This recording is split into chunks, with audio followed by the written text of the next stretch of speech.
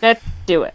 Let's do it. Yeah, welcome back to Ace Attorney, ladies and gentlemen. It's been a while since we played last time, so Burtbot, we are just about to jump into the trial, second trial of this case. Are you hyped? Are you excited for more old bag? Yeah, you better bet your biscuit I am. God, you're clever. Uh, I think this could be a slam dunk Oh biscuit. God, have you been saving these up? I wish I could take a break, but I don't have a Kit Kat. Jesus, okay, Penguin, calm down. So I understand that there's a club for this sort of thing. Fuck you! You have me doing it now. Stop. Right. We we better get going before we make a fucking Twix of this altogether. So. Don't boxers in a twirl. Yeah, I know. I mean, with all these puns, it really should make me a drifter, but here we are. Right, let's get this show on a fig roll. Yes, let's do it. Let's double deck this. You can dunk. This is. This is the best cold open we've ever had. Yes. Okay, so I presume you can hear this all fine. Once you some audio, it's all good. Right then, so we're just about to jump into court. This is our kind of like our warm up, and our trusty defendant, if you can call it that.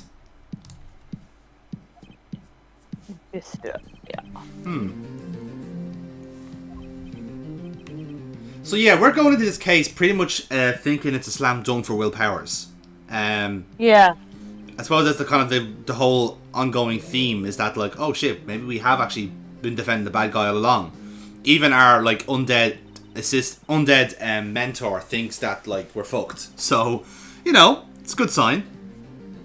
Yeah, who's clairvoyant tells you you're fucked. Doesn't fill you with hope. Yeah. I mean that's something at least, but like I say, we'll see how it goes. Like me is hopeful that just something will turn up in the trial and will vindicate Will Powers. But again, I suppose in a way, like if Mia can't spot it, then how could we possibly do? But you'd think as a ghost, or like a ghost type thing, she could talk to the dead and find out what really happened. You see, Jack Hammer's agent is also also dead. Job a lot it would do hypothetically, but I think Jack Hammer's agent is dead as well. So you have to go through him to get to Jack, Right. Anyway, so the trial's about to begin, and we have floppy-haired Edward back as always. So, what does Edward have to say? Oh. Yes. So, he's acknowledging that the director and the producer almost certainly exist. There's no real point denying that, I guess. They are on site.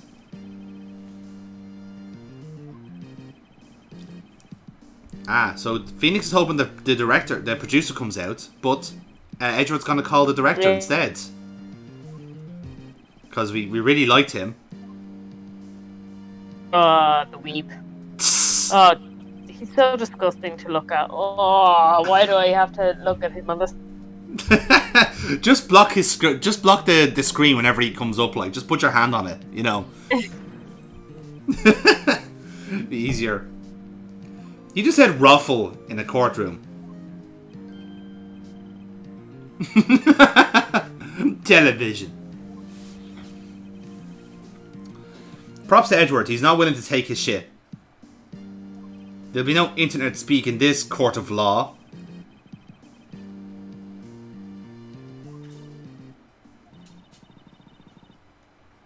Okay, Mia's gonna kick us off.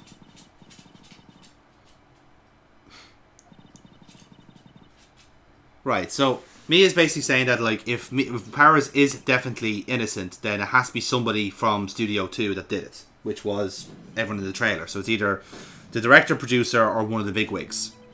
Yeah. That's what we're trying to decide. We haven't met any bigwigs. Yes, that's true. Yeah. So it can't really be them. Well, you never know. There's still a little bit left to unwound in this case, so Okay. Mm-hmm. Right. Doesn't look like he's... Yeah. Yeah, he didn't go to lunch because he was stuck in the meeting through lunchtime and beyond.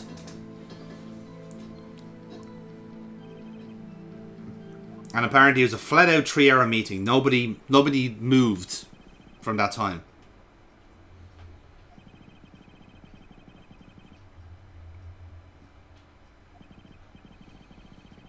Okay.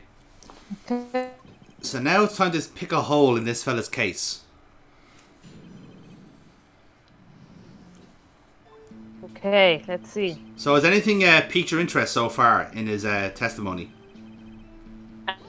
He hasn't mentioned Oldback. Mm-hmm. That is always very suspicious, in fairness. Yeah.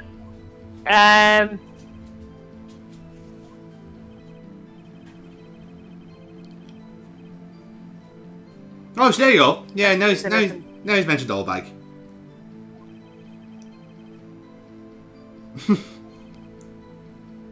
So apparently Oldbag was playing Jack Hammer fan for the action run through, which does make sense, in fairness.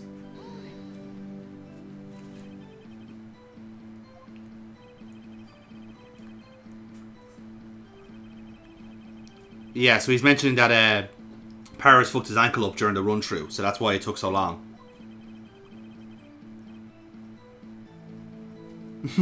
Ruffus.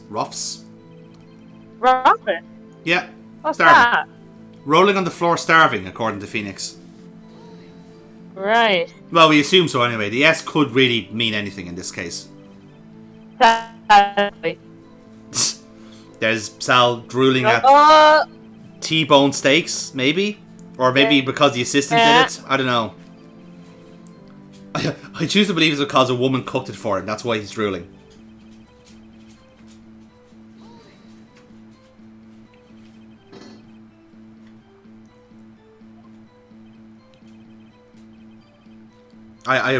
Jew cannot believe it. Jew can't believe it. So, Mia thinks it's a bit odd.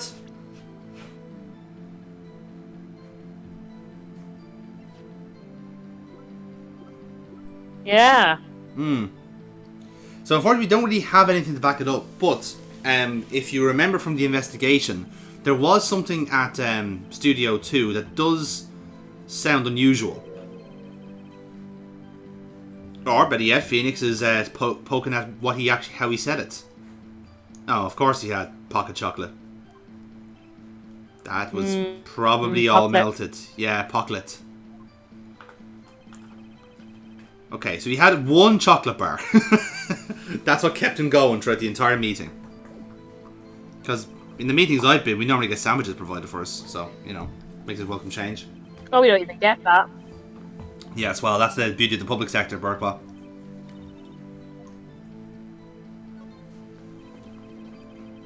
Okay, now we're going to go a bit harsher on that point. We're going to call it contradictory.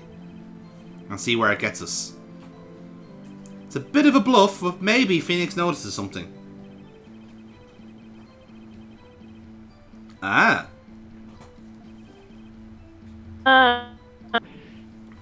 This is a very valid point, though, in fairness. Yeah.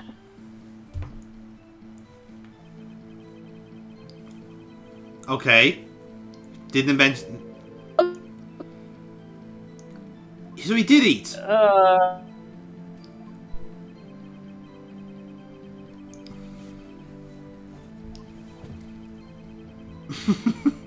It is a horrible face. I know. Like nightmares. Oh dear. Yeah, he's pretty bad. So yeah, they actually did take a break during the meeting.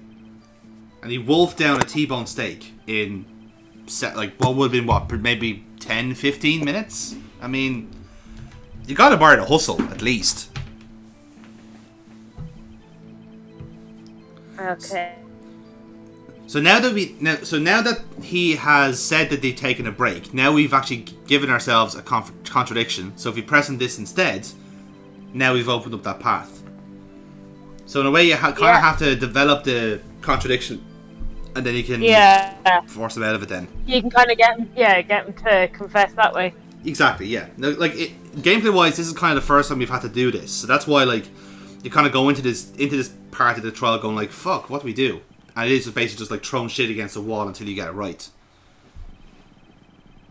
Ooh. Mm-hmm. And Phoenix now points that out. By the way, in more the harder trials to come, like you will get like what looks like cul-de-sacs like this all the time, and you just have to keep like pressing until something happens, and you have to kind of keep track of what you've heard from the individual statements, and then see if there's a contradiction in that as well. So, it's kind of getting you used to that sort of try everything situation. So Phoenix is well appropriately, I should say, notices a contradiction, and I don't think anyone objects to it. Yeah. Not even Edgeworth is piping up here.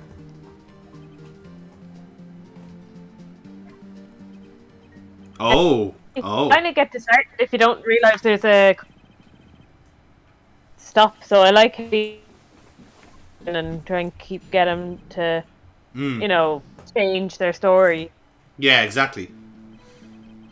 So, for what it's worth, we took a break. Ruffle.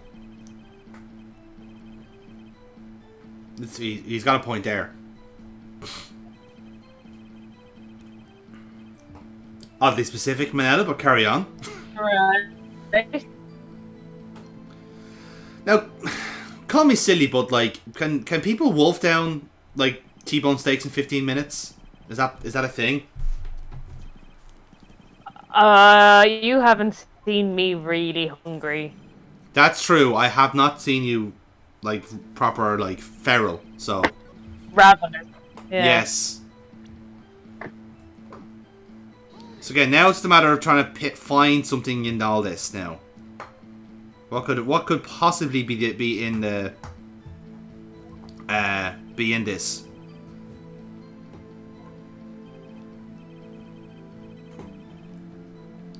Oh, so Diva ate with him.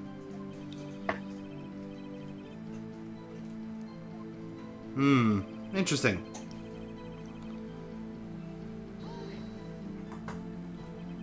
That's quite interesting.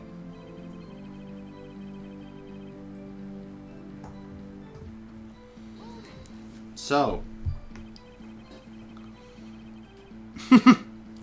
Yeah. I love that's just Phoenix calling them fat.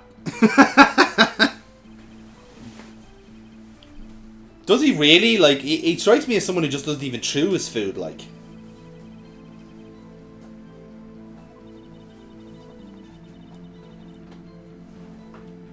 So that's the key thing. Okay. Is it possible for Salmonella to get to Studio 1 in 15 minutes? Didn't we walk between the two, didn't we? We did, but the problem was that there was a monkey head blocking the path around half 2. So this is where the cul-de-sac develops, and that's where I think Mr. Edgeworth Hazard's snookered.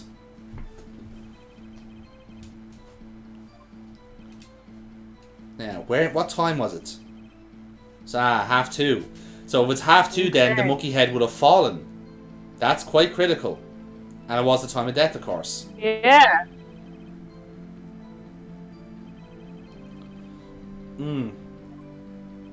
But again, Edgeworth is kind of waiting out. He knows like there's only so much this question can go.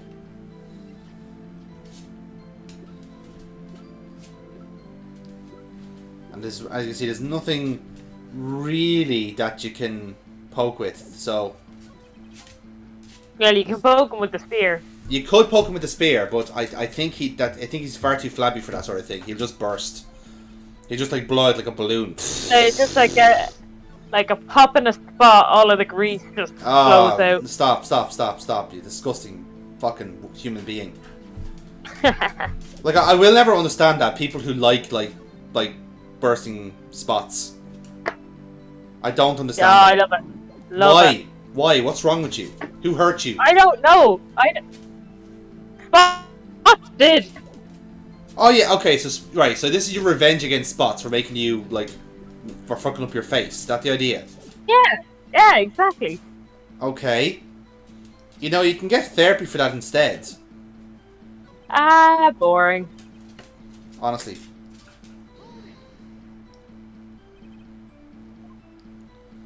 So again, there's nothing, like pretty much there's nothing, like, there. So, it's kind of like daring you to try and, like, present evidence, but, like, ultimately this is a dead end. But it's a deliberate dead end. Like, the story will kick back in now in a minute.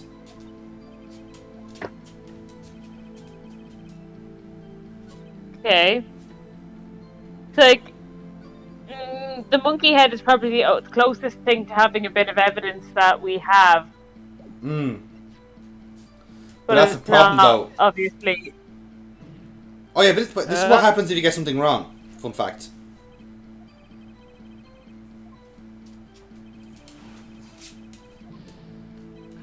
Oh. Yeah, so you can only get 4. You can only basically press or present 4 more times, and then it's game over. Right. Okay. Now, in the later games, they changed this with a health bar, right? So, like, some of them will be like, you know, like the small change in the health bar, so they're not as, like, significant. But if you're at the crucial point of a trial, you might end up like half your health or something. Or if it's like literally the end game, if it's like literally the final blow in this trial, and if you get it wrong, it's the full health bar. Like, so it's like a one shot. So if you get it wrong, it's immediately game over. So it really adds another level of tension to it, you know?